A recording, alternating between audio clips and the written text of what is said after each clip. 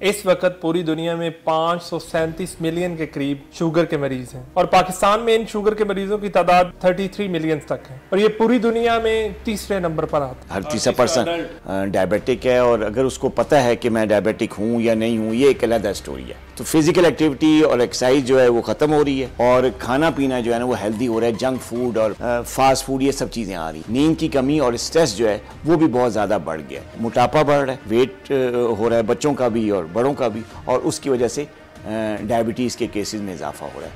Diabetic patient जो है वो एक बैलेंस डाइट पे हम लाते हैं उसको, चीनी मतलब शुगर वाली चीजें भी हो लेकिन वो कॉम्प्लेक्स कार्ब्स हों। जैसे रोटी चावल है, गंदम है, ये कार्ब्स का सोर्स तो है, लेकिन गंदम अगर होल ग्रेन है, खालिस गंदम है, चोकर मिली हुई, तो उससे इतनी ज्यादा शुगर नहीं बढ़ती। जितना दवाइयों का है, जितना एक्सरसाइज का, उतना ही रोल खुराक का भी है। काम हो रहा है डायबिटीज पे, पाकिस्तान में भी हो रहा है, दुनिया भर में भी हो रहा है, रिसर्च भी हो रही है, लेकिन अभी पाकिस्तान में के हवाले से जो अगर मैं बात करूं तो काफी काम बाकी है।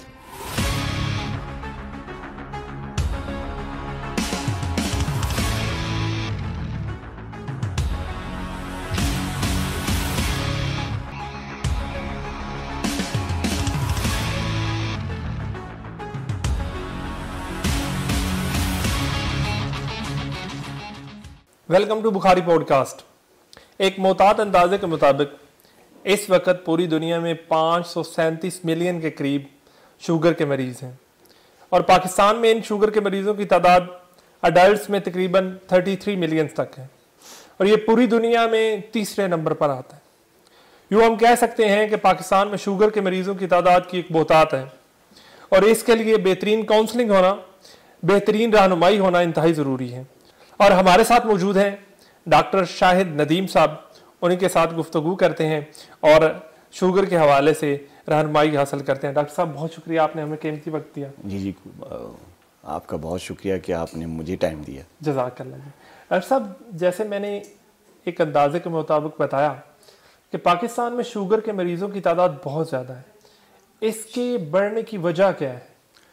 देखिए, वाकई आपने एक जो सर्वे बताया है, पाकिस्तान में आपने कहा तकरीबन कुछ 33 मिलियन ना, लेकिन अगर हम प्रैक्टिकली देखें पाकिस्तान में, क्योंकि रिपोर्ट होना केसेस का बहुत रेयर होता है ना, सरकारी सेटअप में तो हो जाते हैं लेकिन जो प्राइवेट सेटअप में पेशेंट्स आते हैं वो रिपोर्ट नहीं होते।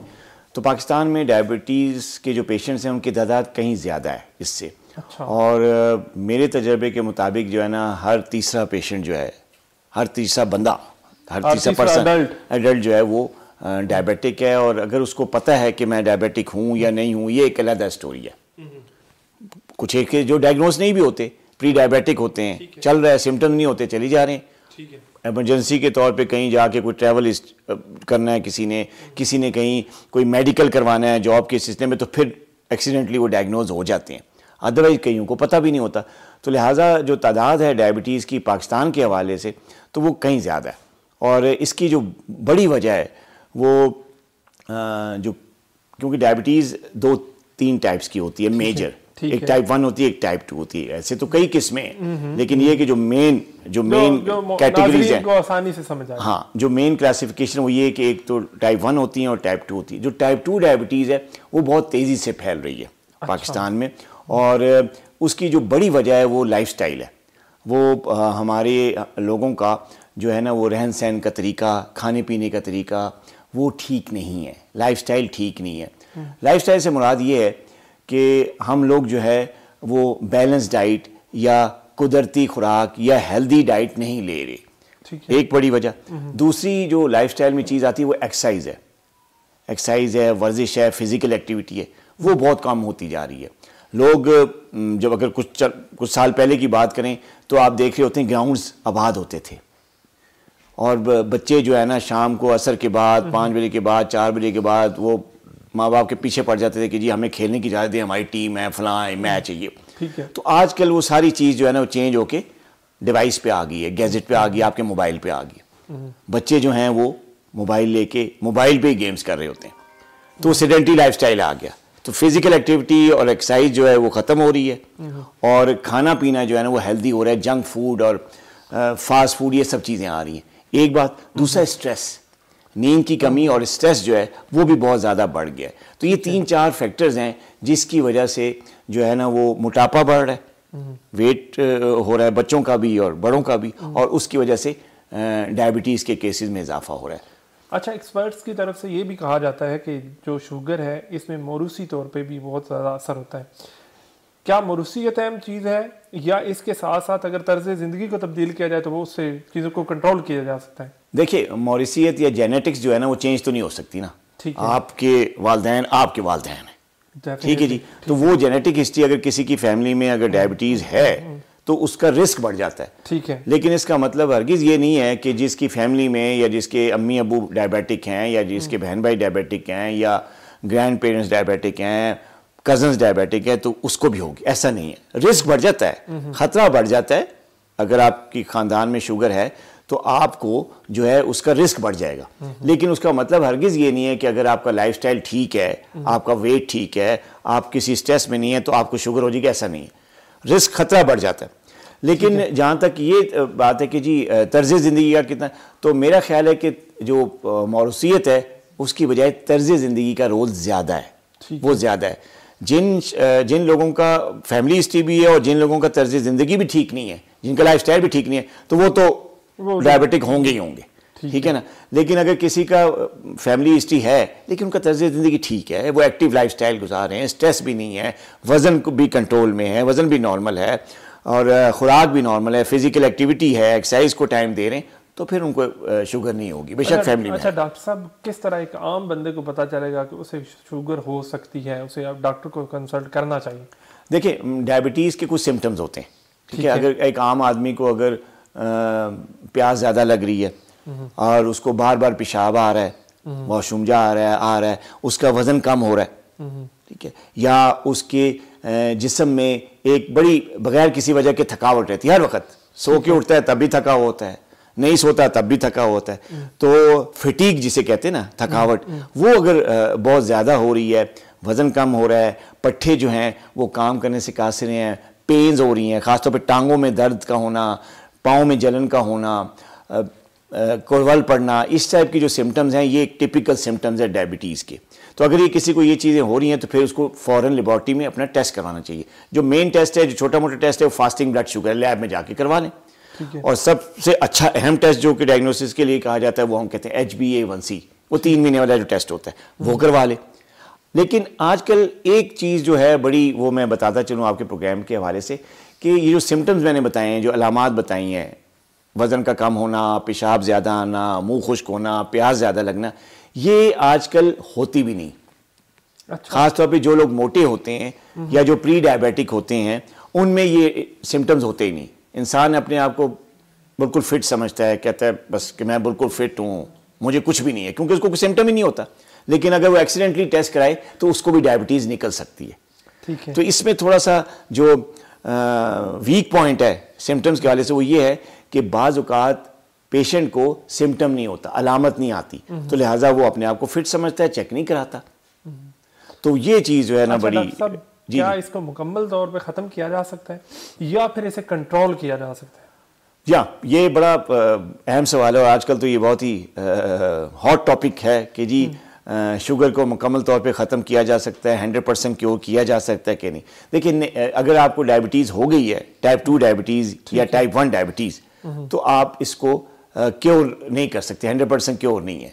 हाँ, इसको आप मैनेज कर सकते हैं, कंट्रोल कर सकते हैं, और ये एक प्रोग्रेसिव डिजीज़ है, क्रॉनिक प्रोग्रेसिव डिजीज़ है डायबिटीज़ जो है, यानी वक्त के साथ साथ इसमें जो शुगर लेवल्स बढ़ते हैं, और अगर कंट्रोल ना हो, मैनेज सही तरीके से ना हो, तो कॉम्प्लिकेशंस आती हैं, पेचीदगियाँ होती हैं। सब प्रोग्रेसिव डिजीज़, क्रॉनिक डिजीज़ है, तो लिहाजा 100% क्योर जो आम बीमारियों में हम देखते हैं कि नमूनिया हो गया, एंटीबायोटिक्स खाएं ठीक हो गया, इसी तरह कई इन्फेक्शन है, कोविड आया, ट्रीटमेंट ली, बंदा 100% ठीक हो गया, क्योर हो गया। लेकिन डायबिटीज़ में ऐसा नहीं है, डायबिटीज़ को मैनेज किया जाता है, उसको कंट्रोल किया जाता है, 100% क्योर नहीं है। अच्छा डॉक्टर साहब, डायबिटीज़ में खाने पीने की चीज़ों के हवाले से बहुत ज़्यादा केयर की जाती है, क्या इसका मरीज़ चावल और मीठे का इस्तेमाल कर सकते हैं या इस तरह की चीज़ों और चीज़ें जो है? जी, देखिए, खाने पीने का तो अच्छा खासा रोल है डायबिटीज़ में, जितना दवाइयों का है, जितना एक्सरसाइज का है, उतना ही रोल खुराक का भी है, ठीक है। और जहाँ तक आपका ये कि मीठा और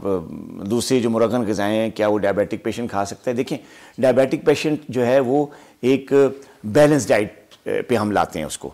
डायबिटीज़ जो है कंट्रोल करने के लिए ज़रूरी है बैलेंस डाइट। बैलेंस डाइट का मतलब ये है कि उसमें थोड़ा बहुत कार्ब्स भी हो, चीनी मतलब शुगर वाली चीज़ें भी हो, लेकिन वो कॉम्प्लेक्स कार्ब्स हों। जैसे रोटी चावल है वो एक कार्बोहाइड्रेट का बड़ा अच्छा सोर्स है, लेकिन ये जो गंदम है ये कार्ब्स का सोर्स तो है, लेकिन गंदम अगर होल ग्रेन है, खालिस गंदम है, चोकर मिली हुई, तो उससे इतनी ज़्यादा शुगर नहीं बढ़ती। लेकिन अगर आप गंदम के बजाय आप आम फाइन आटा जो मिलता है बाज़ारों में या मैदा जो नान के लिए यूज़ होता है, अगर वो इस्तेमाल करेगा डायबिटिक पेशेंट तो उससे शुगर बढ़ती है। तो एक बैलेंस डाइट जिसमें आप कार्ब्स ले रहे हैं लेकिन कॉम्प्लेक्स कार्ब्स ले रहे हैं, होल ग्रेन ले रहे हैं, ठीक है, गंदम खालिस ले रहे हैं, चावल ले रहे हैं तो उबाल के ले रहे हैं, उसको उबाल के पानी निकाल के ले रहे हैं, तो आप वो भी ले सकते हैं। इसके अलावा आप प्रोटीन ले सकते हैं, गोश्त, ठीक है, प्रोटीन आप दालों से भी ले सकते हैं, ठीक है। सब्जियों का इस्तेमाल करें, खास तौर पे वो सब्जियां जो ज़मीन के ऊपर उगती हैं उनसे शुगर नहीं बढ़ती, लेकिन कुछ सब्जियां ऐसी हैं जो ज़मीन के नीचे उगती हैं, जैसे आलू है, शलजम है, मूली है, गाजर है, इनसे शुगर बढ़ती है, ये ज़मीन के नीचे उगती हैं। तो बैलेंस डाइट का मतलब ये है कि आप कॉम्प्लेक्स कार्ब्स लें, आप ऐसे कार्बोहाइड्रेट लें जो कि खालिस गंदम की शक्ल में हों या जौ के आटे की शक्ल में हों या जो बाजरे का आटा है वो हो, या इन तीनों को मिला के मल्टीग्रेन बना लें, ये रोटी लें, साथ में गोश्त हो, सब्जी हो, सब्जियां मैंने आपको बता दी ऊपर उगने वाली सब्जियां हो, दालें हों, फ्रूट हैं, कुछ फ्रूट ऐसे हैं जिनके ग्लाइसेमिक इंडेक्स ज़्यादा है, जैसे आम है, केला है, अंगूर, हम कहते हैं ये ज़रा कम इस्तेमाल करें। जब कंट्रोल हो जाए तो चलिए थोड़ा बहुत ले सकते हैं, लेकिन ये इससे परहेज़ जो है होना चाहिए, क्योंकि इसके खाने से आपका शुगर लेवल बढ़ता है। इसके अलावा दूसरे जो फ्रूट हैं वो आप ले सकते हैं। अच्छा डॉक्टर साहब, दवाइयों पर कितना इन्हिसार है और इसके साथ साथ लाइफ स्टाइल, ये दोनों को देखा जाए तो जो पेशेंट है उसको क्या करना चाहिए? देखिए, दवाइयों पे अगर डायग्नोसिस होगी है डायबिटीज़ की तो 3 चीज़ों की कम्बिनेशन की ट्रीटमेंट होती है ना।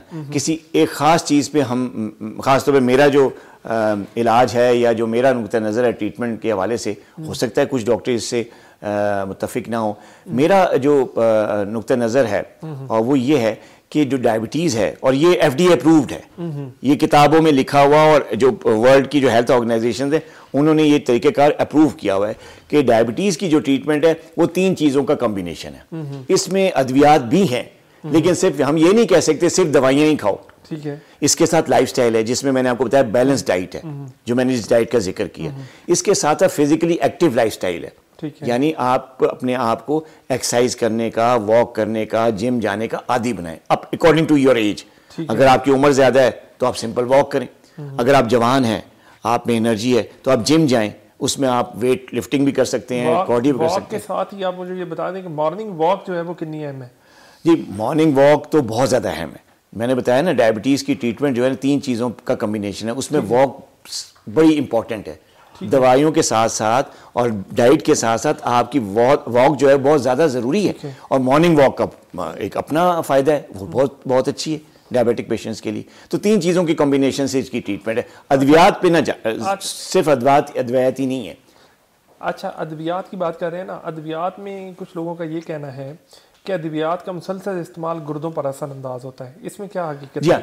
ये मिथ है, ये बहुत ही बड़ी गलतफहमी है लोगों में जो पाई जाती है, और अब मुझे नहीं पता कि बैकग्राउंड इस गलतफहमी के कैसे है, ये क्यों ये गलतफहमी फैली, लेकिन एक मिथ है जो कि डायबिटीज़ के हवाले से लोगों में पाई जाती है कि जी जो अद्वियात हैं डायबिटीज़ की वो गुर्दों पे असरअंदाज करती हैं। ऐसा हरगिज़ नहीं है।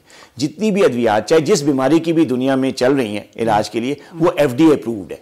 ये एक बहुत बड़ा इंटरनेशनल इदारा है जो भी किसी भी बीमारी की जो दवा आई है, आ चुकी है या आ रही है रिसर्च में, वो उसको अप्रूव करता है। और ये जो अप्रूवल है दवाइयों का, ये कोई एक दिन की बात नहीं होती, महीने की बात नहीं, इसके पीछे बरसों का एक रिसर्च होती है, उसके बाद फिर दवाई मार्केट में आती है अप्रूव होके। तो जो भी दवाइयाँ अद्वियात हैं डायबिटीज़ की, वो दुनिया भर में यूज़ हो रही हैं, FDA अप्रूव्ड जितनी मेडिकेशंस है। सिर्फ पाकिस्तान की बात नहीं, पूरी दुनिया में इलाज हो रहा है, गोलियाँ भी हैं, इंसुलिन भी है। तो ये जो अद्वियात हैं, गोलियाँ ख़ासतौर पे जिनका जिक्र किया आपने, ये अगर गुर्दे फेल करती होती तो FDA जो है वो दुनिया में ऐसी दवा या ऐसा जहर दे रहा हो जो कि लोगों के गुर्दे फेल कर रही हो, ऐसा पॉसिबल नहीं है ना। देखिए ना, दुनिया भर में आप पेशेंट जो हैं अद्वियात ले रहे हैं, और क्योंकि क्रॉनिक डिजीज है और जो दवाई शुरू होती है तो वो लंबे अरसे तक चलती है, लाइफ टाइम के लिए चलती है। तो ऐसा कैसे हो सकता है कि कोई दवाई ऐसी हो जो कि गुर्दे खराब कर रही है और आपको डॉक्टर लिख के दे रहा है दुनिया भर में कि आप ये खाएं सारी जिंदगी के लिए? ऐसा नहीं, पॉसिबल नहीं है ना। अच्छा डॉक्टर साहब, इंसुलिन का जैसे आपने जिक्र किया, इंसुलिन क्या है और इसका इस्तेमाल कब किया जाता है? और अमूमन ये समझा जाता है कि इंसुलिन जब इस्तेमाल कर रहे हैं तो अब पेशेंट बहुत आगे चला गया है। जी हाँ, इंसुलिन के इस्तेमाल के साथ ये बहुत बड़ी गलतफहमी है लोगों में कि जी इंसुलिन अगर डॉक्टर ने एडवाइस कर दिया तो ये कोई आखिरी स्टेज आ गई डिजीज़ की, इसके बाद मौत आ जाएगी, ख़त्म हो जाएगी, ऐसा हरगिज़ बात नहीं है।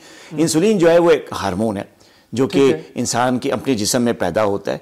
डायबिटिक पेशेंट को इंसुलिन उस वक्त दी जाती है जबकि उसकी अपनी इंसुलिन नहीं बन रही होती, या अगर बन रही है तो काम सही नहीं कर रही, या टाइप 1 डायबिटिक होते हैं जो कि बच्चे या यंग लोग होते हैं जिनमें इंसुलिन बिल्कुल बंद हो जाती है बनना, तो उनको हम इंसुलिन एडवाइस करते हैं। इंसुलिन को देने का मतलब, या इंसुलिन से हरगिज़ ये मतलब ना लें लोग कि जी ये कोई आखिरी स्टेज है बीमारी की जिसमें इंसुलिन आ गई, इसके बाद ज़िंदगी नहीं बचेगी या मौत आ जाएगी या बहुत ख़तरनाक स्टेज है, ऐसा हरगिज़ नहीं है। इंसुलिन जो यंग लोग होते हैं टाइप 1 डायबिटिक, उनको इलाज का तरीका ही उनका इंसुलिन है। वो डे 1 से हमें उनको इंसुलिन देते हैं। इसका ये मतलब है कि वो आखिरी स्टेज पे, ऐसे कई मेरे पेशेंट हैं, हज़ारों पेशेंट ऐसे हैं जो कि टाइप 1 डायबिटिक है, उनको ज़िंदगी के मतलब डायग्नोसिस के डे 1 पे हमने इंसुलिन एडवाइस की हुई है। और अब वो बच्चे थे जब वो मेरे पास आए थे, अब उनके बच्चे भी हो गए, 2-2, 3-3 बच्चे हैं उनके, बड़ी फिट ज़िंदगी गुजारे इंसुलिन पे। तो अगर आखिरी स्टेज होती तो अभी वो पूरा जो अरसा इन्होंने 20, 30, 25 साल गुजारे हैं तो मरे क्यों नहीं? अच्छा डॉक्टर साहब, मार्केट में बड़े हर्बल और देसी तरीके आ गए हैं या उसकी तशहीर बड़ी होती है, वो कितने इफेक्टिव हैं? देखें, जो कुदरती ग़िज़ाएँ हैं या जो जिनको हम कहते हैं ऑर्गेनिक फूड्स जो होते हैं, जैसे आपकी खालिस गंदम है, ठीक है, इसके अलावा चिया सीड है, ठीक है ना, और इसबगोल है, इस तरह कई ऐसी कुदरती ग़िज़ाएँ हैं वो जो हैं वो दी जाती हैं लोगों को सेहत के लिए, हकीमों की तरफ से भी दी जाती है। मैं खुद एडवाइस करता हूँ जो देसी खाने हैं या देसी खुराकें या कुदरती खुराक जो है उसमें अफादियत है उसमें, लेकिन वो इलाज नहीं है, वो इलाज नहीं है। वो अगर किसी पेशेंट को डायबिटीज़ है, वो अद्वियात ले रहा है, तो ये इन चीज़ों के साथ जो मुख्तलिफ जो कुदरती ग़िज़ाएँ हैं, अगर ये साथ वो भी इस्तेमाल करेगा तो ये सोने पे सुहागा हो जाएगा, ये उसकी शुगर को अच्छा कंट्रोल करने में मददगार साबित होती है। लेकिन जो गलतफहमी सोसाइटी में वो ये है कि आप दवाइयाँ छोड़ दें, ग़िज़ा को भी छोड़ दें, एक्सरसाइज को और फिजिकल एक्टिविटी को भी छोड़ दें, ये कुछ अद्वियात या हर्बल चीज़ें, या ये पुड़ी ले लें, या ये करेले का पानी पी लें, या ये जामुन की गुठलियों का जो है सफ़ूब बना लें, या भिंडी का पानी पी लें, तो ये जो चीज़ है उससे आपकी शुगर ख़त्म नहीं, ये चीज़ गलत है। अच्छा, इसके बरक्स पाकिस्तान में क्या जदीद तरीन इलाज जो है उस पर काम हो रहा है, नई रिसर्च पर काम हो रहा है? जी, पाकिस्तान में काम हो रहा है, काफ़ी काम हो रहा है, जिसमें देखें, जिसमें इंसुलिन की नई जो है वो किस्में आ रही हैं, अल्ट्रा शॉर्ट एक्टिंग इंसुलिन आ रही हैं, उस पर भी काम हो रहा है। वो सरकारी अस्पतालों में भी आजकल अवेलेबिलिटी उनकी पाई जा रही है, हो रही है, गवर्नमेंट्स काम कर रही हैं इस सिलसिले में, सूबाई हुकूमतें भी काम कर रही हैं, वफाकी हुकूमत भी काम कर रही है। लेबॉर्टरी टेस्ट अच्छे खासे जो हैं वो आ गए हैं, वो भी जो हैं उन पे भी काम हो रहा है, वो भी आ गए हैं। इसके अलावा कई ओरल मेडिकेशन, कुछ ऐसी अद्वियात हैं जो कि नहीं आ रही हैं, रिसर्च बेस्ड जो प्रोडक्ट्स हैं, मेडिसिन हैं, वो भी आ रही हैं और उनमें भी काम होकर वो पाकिस्तान में जो है वो इस्तेमाल हो रही है पेशेंट में। लेकिन अभी भी बहुत काम बाकी है। देखिए ना, हम ये नहीं कहते कि बहुत सारा काम कर लिया है, नहीं, काम हो रहा है। डायबिटीज़ पे पाकिस्तान में भी हो रहा है, दुनिया भर में भी हो रहा है, रिसर्च भी हो रही है, लेकिन अभी पाकिस्तान में के हवाले से जो अगर मैं बात करूं तो काफ़ी काम बाकी है। अच्छा, इसमें कोई उम्र की हद भी है कि ये सिर्फ बूढ़ों के लिए ज़्यादा बीमारी होती है या नौजवानों के लिए कम होती है? दूसरा ये कि अवाम में कौन सी गलतफहमियाँ पाई जाती हैं शुगर के हवाले से? देखिए, जहाँ तक उम्र की बात है तो जो टाइप 1 डायबिटीज़ होती है वो तो ज़्यादातर यंग लोगों में होती है, ठीक है, यंग बच्चों में, टीन एजर्स में। लेकिन जो टाइप 2 डायबिटीज़ है वो मिडिल एज की बीमारी है। लेकिन आजकल सिनेरियो बड़ा चेंज हो गया है आजकल, क्योंकि जैसे कि मैंने बताया कि लाइफस्टाइल हमारा बहुत अनहेल्दी हो गया है, डाइट हमारी ठीक नहीं है, फिजिकल एक्टिविटी हमारी ज़िंदगी में से बिल्कुल निकल चुकी है, हम बैठे रहते हैं, हम खाते रहते हैं, जिसकी वजह से वज़न बहुत तेज़ी से बढ़ता है, मोटापा बहुत ज़्यादा आम हो गया है। इसकी वजह से जो टाइप 2 डायबिटीज़ है वो यंग एज में भी आ रही है। हालांकि है टाइप 2 डायबिटीज़ मिडिल एज की बीमारी, वो 30+ या 40+ लोगों को होती थी पुराने वक्तों में, लेकिन आजकल क्या है कि आजकल यंग लोगों में भी आ रही है। अच्छा, 17 साल के, 18 साल के, 20 साल के जो नौजवान हैं उनमें टाइप 2 डायबिटीज़ हो रही है। ठीक है, तो ये एक बहुत बड़ा अलमिया है कि जो मिडिल एज की डायबिटीज़ थी वो अब यंग एज में आ रही है, जिसकी वजह हमारा अनहेल्दी लाइफस्टाइल है। डॉक्टर साहब आखिर में सिर्फ ये बता दें कि एक आम इंसान को किन चीज़ों का ख्याल रखते हुए इस बीमारी से बचा जा सकता है? देखिए, एक आम आदमी को जो है ना अपने वज़न का ख्याल रखना सबसे पहली बात, ठीक है, कि अपना वज़न जो है वो बढ़ने ना दें, मुतनासिब वेट में अपने रखें। अगर मोटापा हो रहा है तो उसको फ़ौरन जो है किसी मौलिद से रब्ता करके आप उस वज़न पे काबू पाएं, उसको कम करें। एक तो ये बात। दूसरी बात है कि अपने जो लाइफस्टाइल है उसको हेल्दी रखें। हेल्दी लाइफस्टाइल का मतलब ये है कि हेल्दी लाइफस्टाइल का मतलब ये है कि उसमें आप एक्सरसाइज को या फिज़िकल एक्टिविटी को ज़रूर कुछ ना कुछ टाइम दें। अगर आप 12 घंटे काम करते हैं, 14 घंटे काम करते हैं, तो कम से कम आधा घंटा आपको वॉक के लिए या एक्सरसाइज के लिए निकालना है। देखिए ना, अगर आप 12 घंटे 14 घंटे अपने फैमिली के लिए पैसे कमा रहे हैं, अपने लिए पैसे कमा रहे हैं, तो आपके जिस्म का, आपकी सेहत का आप पे हक नहीं है कि आप आधा घंटा अपनी सेहत के लिए नहीं निकाल सकते। अगर नहीं निकाल सकते तो बड़े अफसोस की बात है कि अगर 14 घंटे आप पैसे कमाने के लिए या अपनी फैमिली के लिए या दूसरों के लिए वो सर्व कर रहे हैं और आप अपने लिए, अपने जिस्म के लिए, अपनी सेहत के लिए आधा घंटा नहीं निकाल सकते।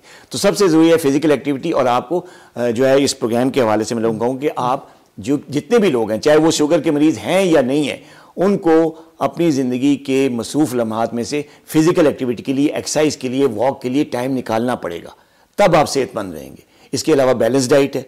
और एक आखिरी पैगाम जो आपके हवाले से दूंगा कि हमेशा मुस्तनद डॉक्टर से डायबिटीज़ का इलाज कराएं, जो इस फील्ड का माहिर है। आजकल गलत फहमी ये हो रही है सोशल मीडिया के भी हवाले से भी, इलेक्ट्रॉनिक मीडिया के हवाले से भी, कि कई ऐसे लोग जो कि डायबिटीज़ का उनसे दूर दूर का वास्ता नहीं है, ठीक है, और डॉक्टर भी नहीं है, कोई मेडिकल एजुकेशन का एक्सपीरियंस भी नहीं है, सिर्फ और सिर्फ एक जो है ना पैसे कमाने की गर्ज से, अपने किसी मादी फ़वाइद के लिए वो कोई ना कोई जो है ना वो टोटका बेच रहे हैं, बुलंद वाला दावे करके कि जी ये खा लो तो ये कर लो, तो ये ना खाओ तो तुम्हारी शुगर बिल्कुल रिवर्स हो जाएगी या ठीक हो जाएगी। उनके चक्रों में ना पड़े। मुस्तनद मुआलिज से, जो मुस्तनद तरीका का इलाज का है FDA अप्रूव्ड, उससे इलाज करवाएं, अपने रिश्तेदारों का भी, अपने पेरेंट्स का भी और अपना भी। ये एक मैसेज मैं देना चाहूँगा आपको। डॉक्टर साहब बहुत शुक्रिया, आपने बहुत कीमती वक्त दिया, जज़ाकल्लाह। और मैं ये उम्मीद करता हूँ कि हमारे नाजरीन आपके मुफीद मशवरों से यकीनन फैज़याब होंगे। बहुत शुक्रिया, जज़ाकल्लाह।